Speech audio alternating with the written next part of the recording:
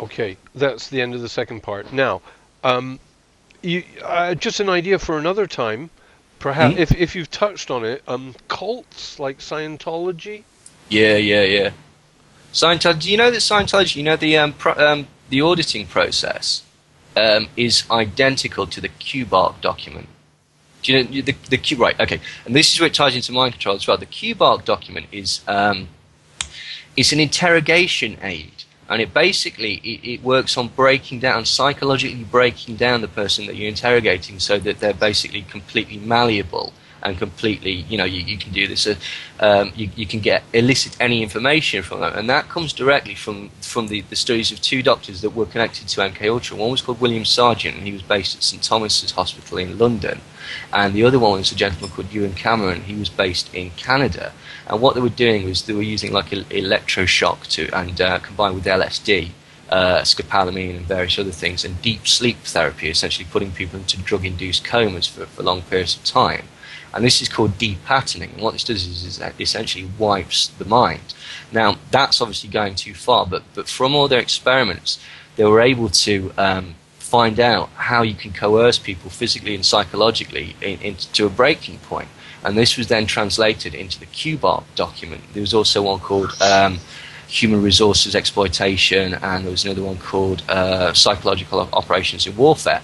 These documents were then given to mercenaries in Nicaragua and South America and such like that, and in Vietnam as well. And so they sort of directly influenced the Phoenix program, which was a terror operation against the civilian population of Vietnam, and also sort of the death squads that you see in South America. They're all CIA trained, and they're all trained via these manuals, which are basically, they encourage you to do things like induce fear by walking into the middle of the street, finding the biggest person there and cutting their head off, and making sure that nobody does. It also suggests like training, like the Contras, for example. They were trained by getting them to bite the head off geese and things like that, to sort of completely dehumanize them.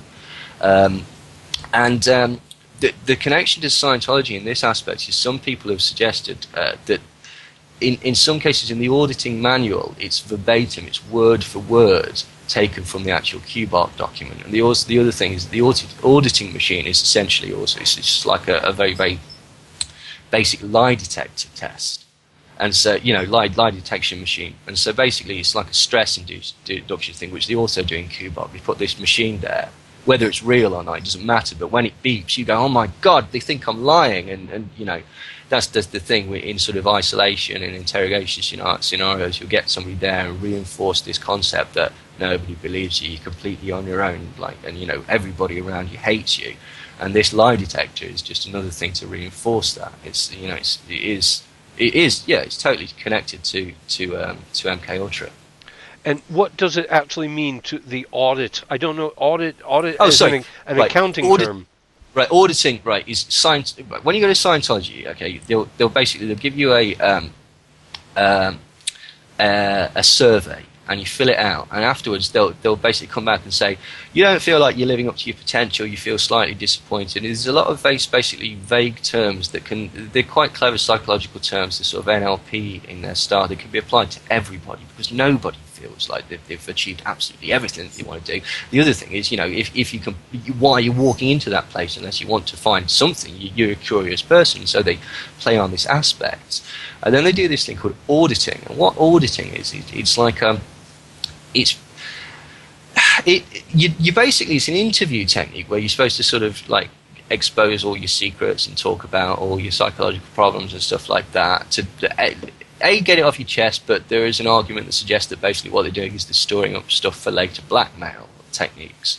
And the more you go through this auditing, what you're trying to achieve is to attain a level called theta level clear. Now, theta level clear is like the top level of it's like a sort of enlightenment, almost like a sort of Zen Buddhist enlightenment thing, where once you get to theta level clear, apparently you can affect the environment around you. You're telepathic and stuff like that. I believe Tom Cruise is theta level clear. L. Ron Hubbard, obviously. Another person who was apparently theta level clear, it was Charles Manson. The other thing is that L. Ron Hubbard was obviously Office of Naval Intelligence. Like that's where he cut his teeth. He also, interestingly, wrote a lot of the episodes of Star Trek. The other thing that L. Ron Hubbard did, and this is again, it's another one of those strange things. It sounds like science fiction, but he helped on a magical experiment called the Babylon working with Jack Parsons of Jack Parsons Jet Propulsion's laboratory. You know, he's an incredibly well thought of rocket scientist, worked for NASA, but he was also a high level occultist. And with the help with the direction of Aleister Crowley, I believe it's at White Sands, but I'm not entirely sure what L. Ron Hubbard and Jack Parsons tried to do with the help of a woman called Marjorie Cameron was basically tear a hole in space-time and get a demon to come out and impregnate this woman and create what is known as a golem. Which is, you know, whether this is true or not, I don't know, but apparently it was a genuine NASA experiment, and what they were trying to do was create sort of a, you know, a Superman or something like that. But whether that's true or not, the point is that this is a strange guy. You know what I mean? This is a very, very, very odd thing. The Scientology, the symbolism, it's the symbolism of a snake and two intertwining